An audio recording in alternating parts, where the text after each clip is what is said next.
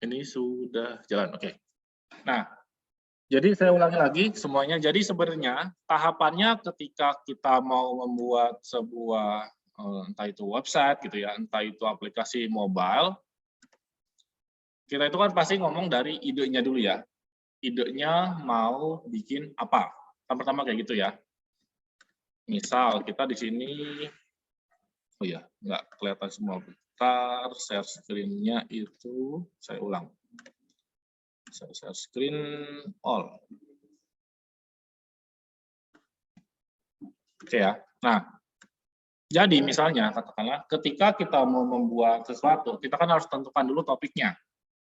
Nah, di sini saya menggunakan sampel, katakanlah saya mau bikin portofolio website. Berarti ini adalah website pribadi saya, misalnya seperti itu. Yang isinya adalah semua hal yang sudah saya pernah kerjakan. Berarti kan kita udah tahu tuh topiknya mau bikin apa gitu kan ya. Nah, dari topik yang udah kita tahu ini, kita bisa breakdown lagi kira-kira di websitenya itu kita mau tampilin informasi apa aja. Misalnya katakanlah di halaman home nanti ada misalnya katakanlah perkenalan tentang si punya websitenya gitu. Tentang yang punya website. Misal gitu ya.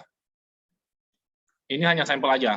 Kalian bisa kembangkan. Terus misalnya habis perkenalan, terus ada project terakhir yang dikerjakan, misalnya kayak gitu. Yang dikerjakan. Gitu.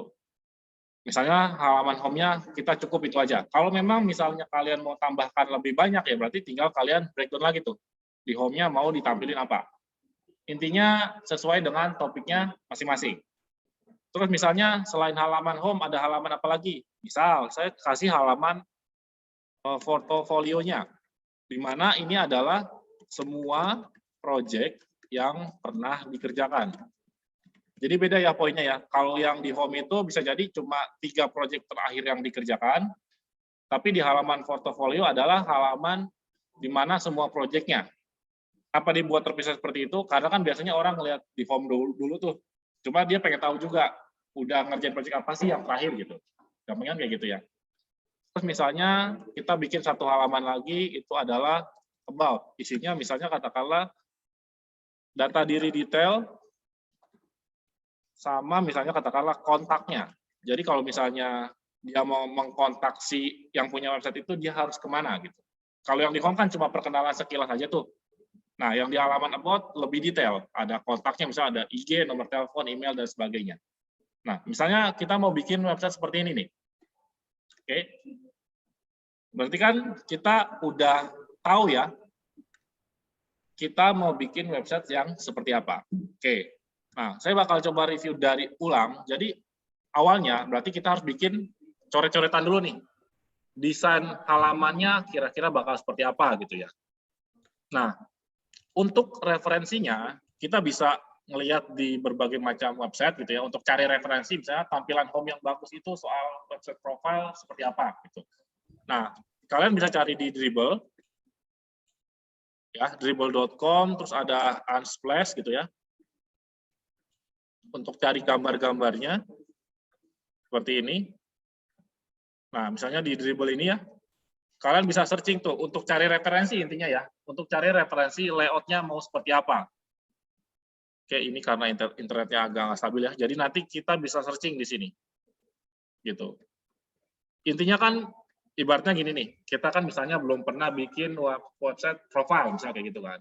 Pasti kan kita butuh ide yang udah dibuat sama orang itu seperti apa sih gitu. Nah, ini adalah salah satu langkah untuk cari idenya kayak gitu. Nah, seperti ini. Misalnya kita mau searching nih. Misalnya katakanlah nanti ya ini belum selesai. Nah, kalau di Unsplash bisa jadi ini adalah nanti buat asetnya. Jadi misalnya kita butuh gambar dummy. Nah, kita bisa pakai Unsplash ini buat cari gambar dummy-nya. Oke, ini belum selesai nih dribble-nya. Nah, nanti kalian bisa searching nih di sini nih.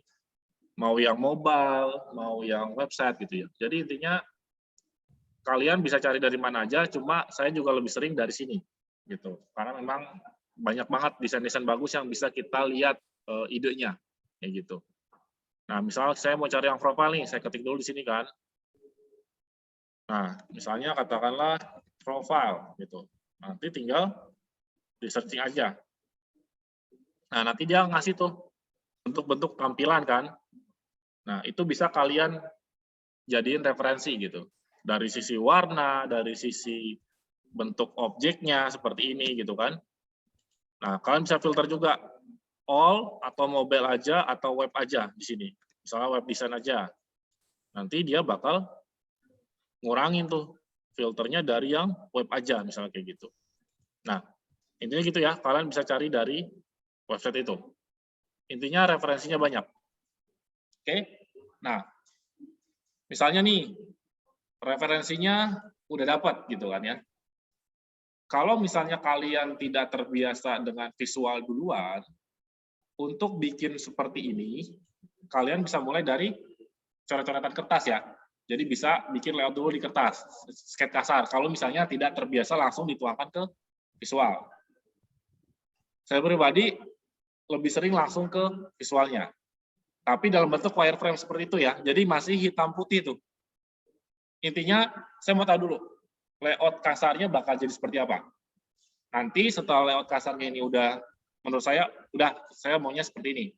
Baru saya masukin nih, kayak misalnya di sini ada gambar ya. Gambar ini nanti saya isi pakai gambar apa. Terus tulisan yang lorem ipsum ini saya isi pakai tulisan apa. Ini kan masih lorem ipsum ya. Kayak tulisan dummy tuh. Nah, ini nanti saya isi pakai tulisan apa. Kayak gitu. Jadi intinya kita bikin rancangannya dulu. Nah, kenapa kita bikin rancangannya dulu?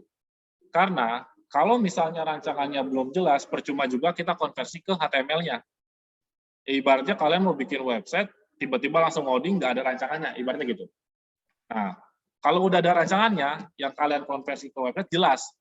Objeknya ada apa aja, header-nya ada apa aja, gitu. Jadi intinya, ini adalah planning awalnya. Oke, untuk bagian ini dulu. Ada yang masih belum jelas nggak secara konsepnya dulu ya? Kita belum mulai praktiknya soalnya. Ada yang mau tanya dulu nggak? Masih cukup jelas ya? Oke, anggaplah yang ini saya belum buat ya. Kita mulai dari awal. Untuk yang pertemuan sebelumnya kan sebenarnya udah dibahas nih, tapi saya bakal bahas lagi ya. Oke, jadi kalau kalian mulai dari awal, masuk ke home-nya ya, di Figma-nya, itu di bagian draft, ya. Nah, di bagian draft kita pilih yang new aja, terus pakai yang design file ya. Kalau yang import, kalau file kalian udah ada, misalnya saya bikin nih, saya kasih ke kalian, kalian bisa buka gitu. Nah, kita bikin design file di sini. Nanti dia bakal buka halaman kosong gitu ya. Nah, misal katakanlah di sini, pertama saya mau bikin halaman home-nya dulu nih. Gitu ya. Berarti saya masukin di sini frame baru. Di sini ada frame ya. Di sini ada frame. Nah, kalian pilih frame-nya. Terus di sebelah kanan itu ada template-nya. Ya, di sini. Ini ada template-nya. Jadi kalau misalnya kalian UI UX untuk mobile, kalian pakai template apa nih desainnya? Misalnya saya mau desain untuk aplikasi Android. Nah, ini adalah layout Android-nya. Nanti sama dia dikasih tuh ukuran layar Android-nya. Kalau misalnya kalian terbiasa pakai yang layout-nya iPhone, berarti pakai iPhone. Karena layout-nya bisa beda ukurannya. Gitu. Nah, karena di sini kita mau layout-nya website, di sini kan nggak ada ya pilihannya. Nggak ada nih. Nah, berarti kita bikin sendiri. Kita drag aja dari sini, yang rectangle ini. Kita klik, terus kita drag di sini, gitu ya. Atau yang tadi di frame, kita drag langsung di sini. Nah, kan dia kebentuk tuh frame-nya. Ukurannya kita ganti. Misalnya katakanlah kita pakai ukuran umum yang 1920 atau 1080 ya. Saya lupa resolusinya. Nah, ini. Nah, kita bikin dulu nih kayak gini. Gitu misalnya. Terus kita kasih halaman, misalnya kasih nama frame-nya home. Gitu. Ini tinggal kalian atur ya, kalian perbesar, perkecil ya. Gitu. Jadi kita bikin kanvasnya dulu nih. Nah, kalau yang udah punya coret-coretan kan tinggal ngikutin yang coret-coretannya tuh. Nah, kalau misalnya kita belum, berarti kan seakan-akan ini kita mau coret-coret nih. Gitu. Misal katakanlah saya mau tombolnya tuh di atas semua. Kan tadi ada 3 tombolnya, misalnya home, portfolio, about gitu ya. Nah, tapi sebelum itu, karena kita bikin website, kita kan harus mikirin responsifnya ya. Berarti kita hidupin dulu grid sistemnya. Supaya kelihatan kalau di halaman itu ada 12 kolom. Jadi kita bagi-bagi responsifnya lebih enak tuh. Jadi kita klik di frame-nya, di sini ada layout grid ya. Kita tambahin dulu, klik aja plusnya. Oke. Terus yang grid-nya ini yang 9, kita klik, kita ganti dari grid jadi kolom. Terus kita ganti jadi 12. Nah, jadi nanti dia ada kebagi jadi 12 kolom itu.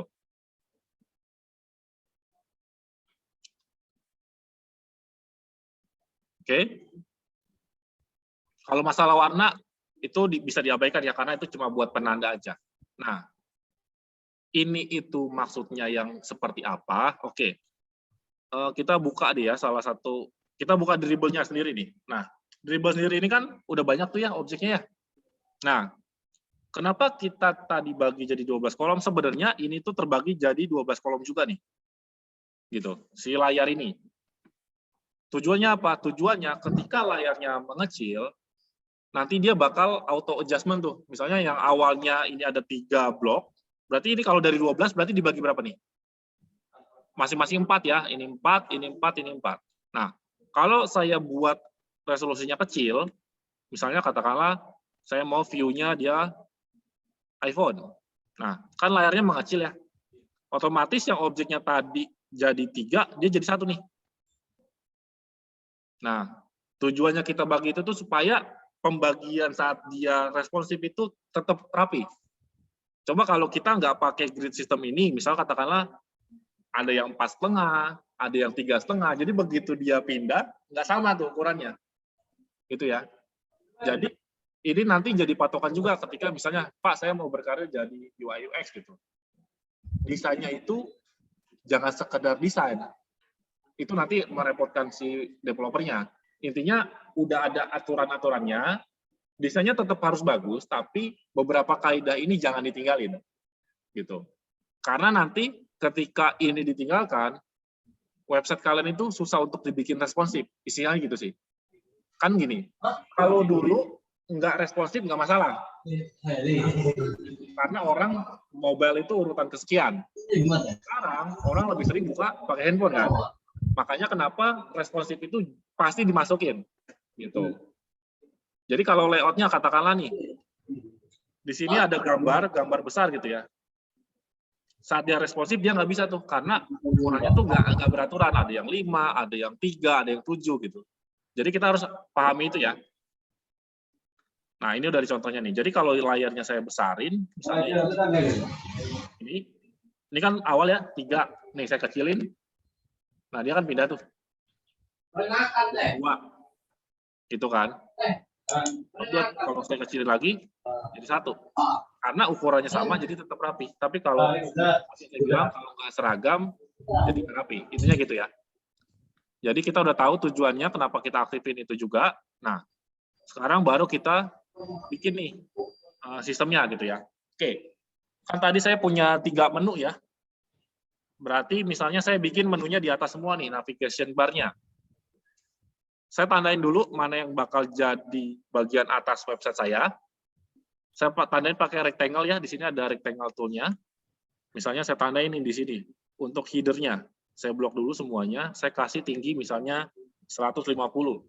Contoh aja ya. Nah, misalnya seperti ini. Gitu.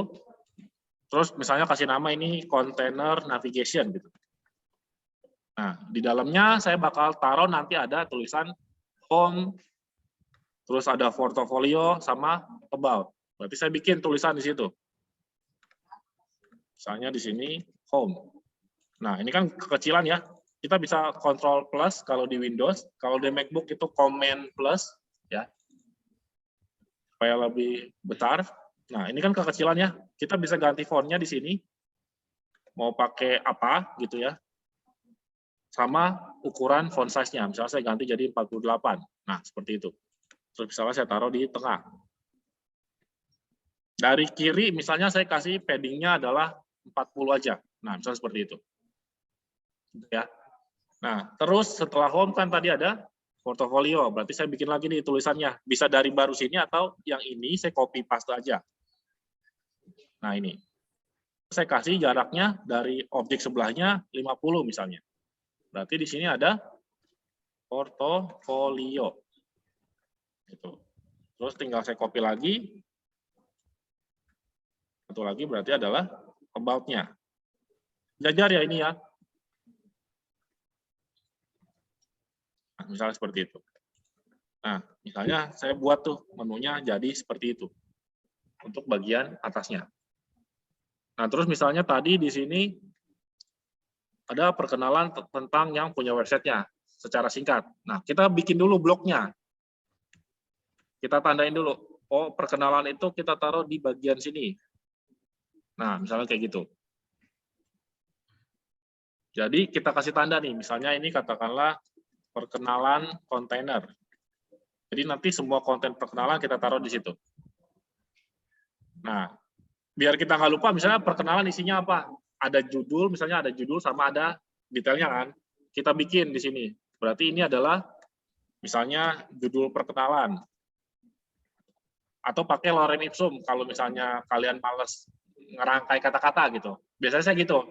Kan di sini saya bikin ya, makanya saya malas mikir dulu kata-katanya apa sih. Itu nanti aja ketika udah masuk UI UX-nya, baru pakai isi yang benernya. Nah, misalnya seperti ini, atau kalian pakai plugin-nya, atau pakai yang di websitenya lorem ipsum. Bisa pakai dari sini, atau di Figma-nya kalian install plugin-nya si lorem ipsum, itu juga ada. Nah ini, di browse dulu tapi, gitu. Misalnya ini saya pakai lorem ipsum, berarti misalnya saya copy deh, saya tulisannya ini. Nah, ini saya ganti. Nah, untuk judulnya. Misalnya padding-nya juga 40 dari sebelah kiri ya. Dari atas juga kalau emang mau diatur 40 juga. Terus ukurannya misalnya katakanlah ini 60 karena judul gitu. Terus misalnya teksnya perkenalan kan banyak kan teksnya, kita isi dulu di sini. Ini teks gitu ya. Kita kasih multi line ya supaya dia bisa beberapa baris. Nah, misalnya saya taruh di sini. Dari judulnya jaraknya misalnya 10 pixel. Nah, saya ambil nih contoh aja dulu segini misalnya. Saya taruh di sini. Nah, misalnya saya taruh di sini. Nah, ini kan kegedean ya. Karena ini bukan judul, ya berarti secara desain kita harus kecilin ukurannya. Misalnya saya ganti jadi 30 aja, atau 40 deh misalnya. Nah, gitu. Terus saya panjangin ke ukuran kontainernya. Gitu. Terus saya bikin rata kiri kanan ya di sini. Nah, gitu. Nah, jadi urutannya seperti itu tuh. Oke, sampai di sini dulu. Ada yang mau tanya dulu nggak? Baik yang online maupun yang ada di sini ya. Oke, masih jelas ya.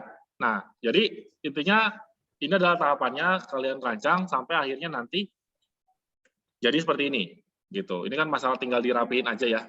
Jadi butuh berapa lama kalian. Tapi nanti pasti terbiasa sih ketika udah sering ya udah cepet aja gitu kan. Oke. Nah, yang ini berarti bisa saya skip langsung ya. Saya langsung konversi ke yang ada asetnya. Intinya saya udah lakuin ini, misalnya saya udah bikin home, portfolio bot-nya, jadilah halaman yang seperti ini. Oke, nah ini saya share aja ke kalian, jadi kalian bisa lihat dari masing-masing. Oke, WhatsApp-nya saya tutup ya. Bentar. Jadi kalian bisa buka dari Figma-nya kalian yang udah saya buat referensi, buat contoh aja. Bentar, saya share dulu. Oke. Nah, itu ya. Jadi kalian bisa lihat yang udah saya buat. Oke. Nah, berarti sekarang katakanlah desainnya udah final tadi ya, seperti yang saya bilang. Sekarang kita konversi desainnya ini ke tulisan benernya atau ke gambar yang benernya. Oke? Nah, itu udah mulai kelihatan ya, yang mulai ngelihat desainnya ada namanya tuh kalau di login. Oke. Berarti di sini saya mau ngerubah ini pakai aset. Nah, jangan lupa page-nya diduplikat dulu supaya yang hitam putihnya tetap ada ya. Jangan langsung ditimpa nih. Jadi kalau kalian timpa yang lamanya jadi hilang tuh. Jadi mending ini kalian duplikat dulu page-nya. Sorry. Nah, di sini kan ada page nih. Ya. Ini setelah desainnya selesai duplikat dulu page-nya. Supaya apa? Supaya yang hitam putihnya tetap ada. Gitu. Oke. Nah, ini saya duplikat di sini misalnya. Nah, yang di duanya saya bikin misalnya UI UX-nya. Kayak gitu. Nah, berarti saya bakal timpa asetnya tuh di halaman yang kedua ini. Oke. Nah, misalnya saya mau timpa dari bagian yang gambar dulu nih. Ya, yang gambar. Berarti saya ambil asetnya dulu. Ntar saya harusnya udah nyiapin beberapa gambar proyekan kantor biar real. Oke, nah ini udah ada beberapa ya. Misalnya di sini ada 3 gambar. Nah, ini saya drag aja atau kalian bisa import di bagian Figma-nya ya. Jadi opsinya sama kayak Photoshop sebenarnya. Nah, misalnya seperti itu. Oke, saya besarin lagi. Nah, itu ya. Jadi di sini ada 3 gambar. Nanti kita adjust aja. Kalau misalnya gambarnya panjang ternyata butuhnya kotak ya tinggal kalian sesuaikan aja. Atau bisa kalian cari gambar demo yang sesuai kebutuhan kalian. Intinya gitu. Nah, misalnya saya mau dia di sini nih, yang gambar ini ya. Di kotak yang gambar di sini. Oke, berarti ini saya ambil dulu. Saya cari dulu objeknya ini ada di mana. Di sebelah kiri kelihatan ya. Terus gambarnya ini kelihatan dia ada di atas. Nah, berarti saya bisa cut, Ctrl X, saya klik dulu objeknya di sini, saya Ctrl paste di situ supaya dia ada di satu grup di sini nih. Nah, ini. Ya. Nah, jadi kalau udah satu grup tinggal kita sesuaikan. Yang empty image-nya ini yang ini ya, kita ganti pakai gambar beneran. Oke, berarti yang main zone-nya saya taruh di atasnya itu. Nah, lihat tuh ya, dia langsung nge-adjust ya. Nah, sebenarnya awalnya dia nggak langsung auto fit. Kita harus masking dulu. Kalau di Photoshop itu ada namanya di masking. Jadi ibaratnya kontainernya kotak, gambarnya panjang, kita masking si gambar itu pakai kotak itu. Jadi yang sisanya bakal lihat. Karena kalau kita lihat di situ, ukuran gambarnya kan sebenarnya panjang tuh. Kelihatan ya? Saya deketin deh. Sorry. Nah, kan dia sebenarnya panjang tuh. Cuma karena di masking, jadi yang ditampilin itu hanya ukuran yang sesuai maskingnya aja. Nah, cara manual maskingnya seperti apa? Oke, saya tunjukin cara masking manualnya ya. Di asumsinya anggaplah gambar ini masih terpisah. Saya keluarin dulu berarti. Nah, misalnya seperti ini ya, terpisah nih. Seperti itu. Saya bikin kotak di sini. Nah, saya mau masking si kotak ini dengan gambar seperti ini ya. Misalnya seperti itu. Oke, saya taruh di atasnya dulu. Nah, kan seperti itu ya. Di blok dua-duanya, yang maskingannya sama gambar aslinya, ini ada icon di sini nih. Nah, di max ya. Jadi kalau saya klik, tuh. Jadi dia bakal ditampilkan cuma yang ada di kotakan maskingnya aja. Terus, Pak, kok saya nggak mau kotak, saya mau lingkaran. Oke, berarti di maskingannya, di grupnya, di sini, atau di rectangle-nya, radiusnya kalian tambahin nih. Misalnya radiusnya 10. Kelihatan nggak ya di situ? Enggak. 10 kekecilan ya, radiusnya. Radius itu yang siku yang di samping ya. Misalnya saya isi 100. Tuh. Jadi misal katakanlah, Pak, saya gambarnya nggak mau kotak, saya mau ada garis lingkurannya. Intinya, ini misalnya saya bikin deh 400 kali 400 ya. Nah, seperti itu. Terus si rectangle-nya kita kasih 400 juga supaya dia jadi lingkaran. Nah, gitu. Jadi di sini memang ada kemampuan untuk yang desainnya juga, Photoshop dan lain-lain kepake di sini. Gitu ya. Nah, misalnya contohnya kayak gitu. Kalau di masking. Nah, di sini kan saya pakainya kotak biasa nih. Berarti saya tidak perlu ngerubah radiusnya tadi tuh. Ya. Kayak gini. Nah, misalnya saya kembalikan dulu gambarnya, saya keluarkan dulu. Yang ini berarti saya hapus. Saya bakal taruh dia di sini. Ya. Saya ambil dulu gambarnya. Pilih yang pertama di sini. Taruh di sini. Nah, supaya dia langsung di atas gambar empty image-nya ya. Oke, sekarang tinggal saya cocokin ukuran kontainernya nih. Kontainernya kan lebih besar tuh. Supaya abu-abunya ketimpa sama gambarnya kita ya. Nah, ini kan nggak sama nih ukurannya. Berarti dari fotonya, yang fotonya saya klik, bisa jadi fotonya saya perbesar, ya. Saya perbesar supaya dia ukurannya, nih. Nah, ini kan ukurannya sebenarnya udah sama ya, cuma posisinya kurang naik. Berarti saya naikin nih si fotonya. Nah, saya naikin. Kita lihat lagi. Nah, ini udah masuk nih, berarti semua kontainernya udah ketutupan sama fotonya kalian. Nah, tinggal kalian mau ambil yang mana, yang geser kiri atau geser kanan kalau gambarnya panjang. Nah, misalnya seperti ini, gitu. Gitu ya, intinya ini menyesuaikan dengan desainnya kalian, kayak gitu. Ya. Intinya ini kita memasukin gambar asli ya, misalnya saya seperti ini. Nah, nah kita pelan-pelan berarti kita pelan-pelan nih isi dari si kontennya, dari ukuran fontnya, warna backgroundnya, warna tulisannya, apakah tetap hitam atau kita mau ganti abu-abu gitu ya. Oke.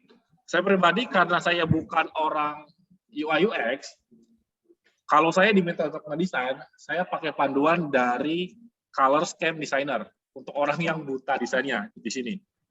Color Scheme Designer.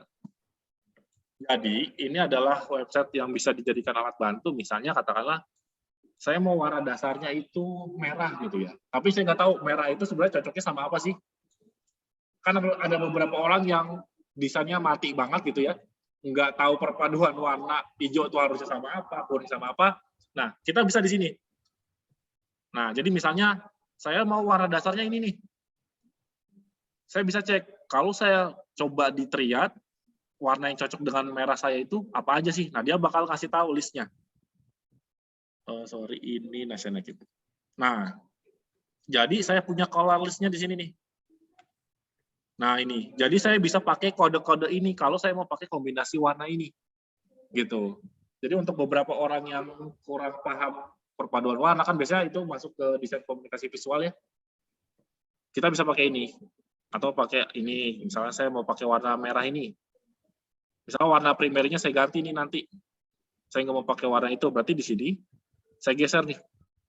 Atau saya adjust warnanya. Gitu. Jadi misalnya saya ganti agak ke sini deh. Atau saya ketik aja kodenya. Intinya ini biasanya kan ada requirement tuh dari klien. Pak, logo saya itu kode warnanya ini loh. Ya udah, kalian bisa jadiin itu sebagai warna dasar, misalnya katakanlah ini gitu ya. Kalian oke, ya udah. Berarti warna dasar kalian adalah itu. Terus kalian mau pakai jenis apa? Pakai mono, berarti warnanya single gitu. Berarti kombinasinya hanya ini saja. Kalau misalnya dia warnanya sedikit, atau kita pakai yang komplement 2 warna yang mendekati gitu kan ya, atau pakai 3 warna kombinasi. Nah, ini kita dikasih tahu nih kode-kodenya. Jadi warna primernya ini kalau misalnya ada warna keduanya itu adalah yang bawahnya gitu. Jadi intinya kita bisa pakai ini untuk panduannya. Kalau yang kombinasi warnanya buta banget gitu. Biasanya nanti ini bakal kelihatan sih. Saya pribadi karena saya jarang desain, makanya saya sering pakai ini karena saya back-end developer kebanyakan. Gitu. Oke, misalnya saya lanjut lagi ke sini ya. Misal nih, ini kan nanti ada header-nya ya, background-nya. Apakah background-nya tetap abu-abu? Kan nggak mungkin abu-abu ya. Pasti kan kita ganti. Misalnya katakanlah background-nya nanti saya pakai warna yang ini. Berarti di color list-nya Oke, ini saya copy nih. Nih, yang ini. Berarti saya pakai ini sebagai warna dasar. Saya ganti di background-nya, warnanya. Nah, gitu. Terus tulisannya apakah hitam? Kita mau tentukan sebenarnya hitam putih itu warna netral ya. Gampangnya gitu kan. Kalau mau nggak mikir ya udah home portfolio about itu warnanya putih aja. Ya udah berarti kalian ganti di sini warnanya. Pakai F. Nah, gitu. Nah, misalnya kayak gitu. Ya. Jadi intinya tahapannya seperti itu. Oke, saya lanjutin dulu. Berarti di sini saya bakal pasangin gambarnya semuanya. Kalau kalian mau sambil mulai desain juga dipersilakan karena di sini saya lebih ke arah untuk ngelengkapin layoutnya aja. Ya. Kalian bisa coba di Figma-nya masing-masing sambil saya juga ngelengkapin ini, nanti kan direkam juga soalnya. Silakan kalian coba desain, tapi silakan tentukan juga mau bikin apa. Silakan coba dirancang. Ya, kan kalian idenya apa ya? Kalau mau gampang ya udah kalian bikin portofolio juga, tapi ya soal kalian gitu misalnya. Atau mau bikin blog gitu misalnya kan, desain blognya. Cari referensinya dari tadi tuh dari Dribbble, dari Unsplash gitu. Nah, bayangin ya kalau misalnya tiba-tiba kalian diminta bikin gitu, kalian nggak terbiasa, referensi nggak ada, nggak tahu mau ngapain gitu kan. Makanya tadi saya mulai dari awal tuh, mulai dari idenya dulu mau ngapain gitu kan. Nah, silakan coba dipikirkan idenya, termasuk yang di online. Silakan di breakdown dulu, kira-kira ada halaman apa aja. Kan kalian bisa browsing tuh ya, website atau blog gitu kan. Kan ada tuh halamannya apa aja. Nah, kalau ada yang mau ditanyakan nanti langsung ditanyain aja. Jadi sambil dicoba, dia sambil ngerasain, oh Pak, kalau saya mau bikin begini, bagaimana ya? Kan tinggal ditanya langsung kan, gitu. Karena yang saya praktekin pasti ini bakal kalian lakuin. Oke ya. Oke, silakan dicoba sambil saya ngerapihin yang ada di tempat saya. Karena ini direkam juga kan, nanti saya taruh di Google itu ya, atau di apa namanya e-kampus, sorry, gitu. Ntar saya juga ngerapihin ini.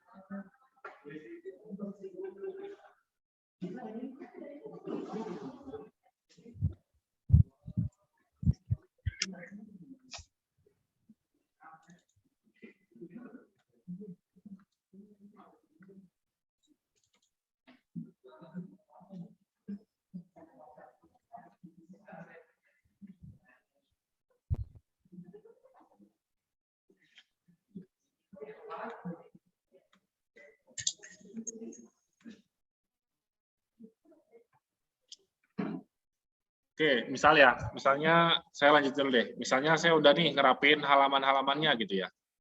Nah, terus misalnya saya mau navigasiin itu. Kalau saya klik home, dia lari ke halaman mana. Kalau saya klik portofolio, dia lari ke halaman mana gitu ya. Nah, kalian bisa masuk ke bagian yang prototype. Jadi kalau kalian pilih di sini ada prototype ya. Di sini. Diklik prototype-nya. Oke.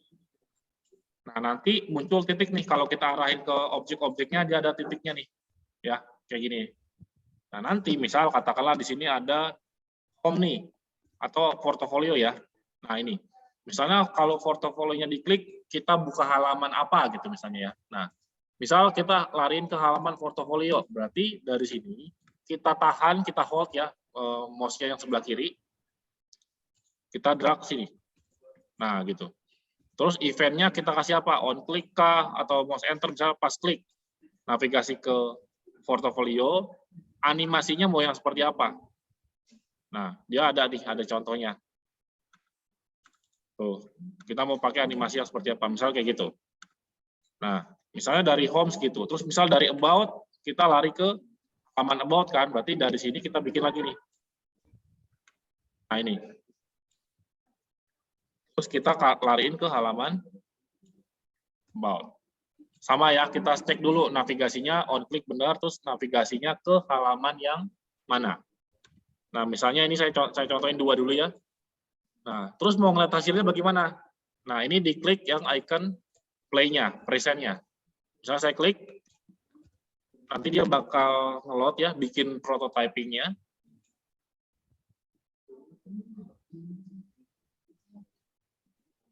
Nah, misalnya seperti ini. Ini kan karena tampilannya tampilan full ya, saya kasih link dulu. Kita bisa option di sini, misalnya katakanlah, nah seperti ini ya, bisa juga. Intinya kita bisa kecilin, besarin gitu ya. Nah seperti ini. Kan ini nggak kelihatan, oke saya ke ini aja deh. Nah tadi kan portofolionya saya udah kasih ya. Ini kalau saya klik, tuh dia bakal pindah ke halaman berikutnya. Nah ini kalau saya klik home-nya jalan nggak? Enggak, karena di halaman portofolio saya belum bikin prototyping-nya. Dia lari ke halaman yang mana? Gitu. Jadi kalau saya balikin lagi ke sini, ini saya full deh ya. Nah, ini kan udah hidup nih. Nah, dia pindah. Terus kalau misalnya kita scroll ke bawah, oh websitenya udah ada nih. Tapi ini ukuran ini ya bergantung sama kalian ngedesainnya tuh ukuran layar berapa ya. Tuh, jadi udah bisa nih. Kalau saya klik about, dia bakal lari ke halaman about. Intinya gitu. Nah, jadi itu adalah bikin prototyping-nya. Jadi tanpa perlu kita ngoding, kita udah bisa lihat, oh kalau saya klik ini nanti larinya ke halaman mana.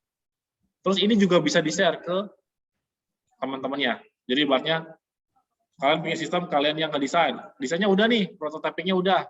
Jadi nanti si programmernya itu bikin flow-nya ya sesuai yang prototyping ini, jadi nggak sembarangan.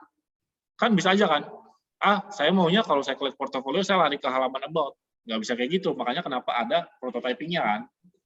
Nah, di sini ada tombol share-nya juga nih. Jadi yang di-share bukan halaman yang masih dirubah-rubah seperti ini. Tapi yang di-share adalah bisa dalam bentuk prototype ini. Jadi share prototype, nah kalian bisa share ke siapa aja tuh. Jadi intinya kayak gitu. Oke, jadi silakan dilanjutkan proyeknya ya. Terus kalau ada pertanyaan silakan ditanyakan. Sambil saya ngerapihin yang bagian saya dulu di sini.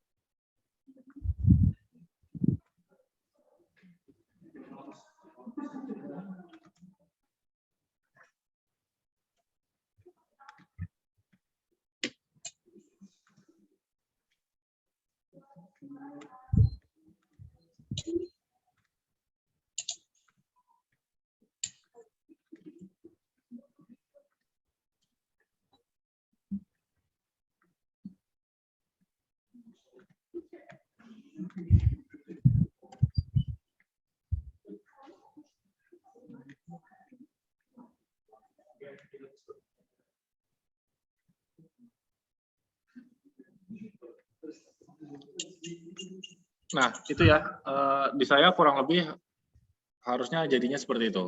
Jadi setelah kita bersihin, kita taruh aset benernya gitu ya.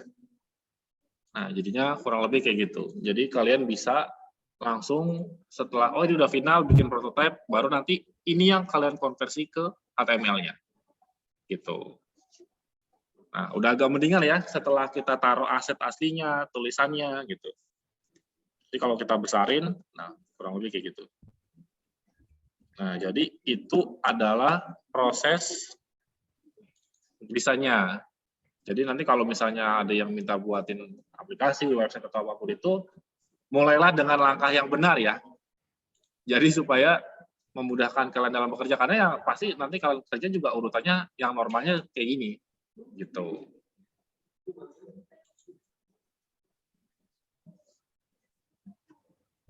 Oke, silakan dilanjutkan latihannya ya. Yang dari sisi saya harusnya sudah, tinggal saya rapiin prototipenya sama tulisan aslinya aja.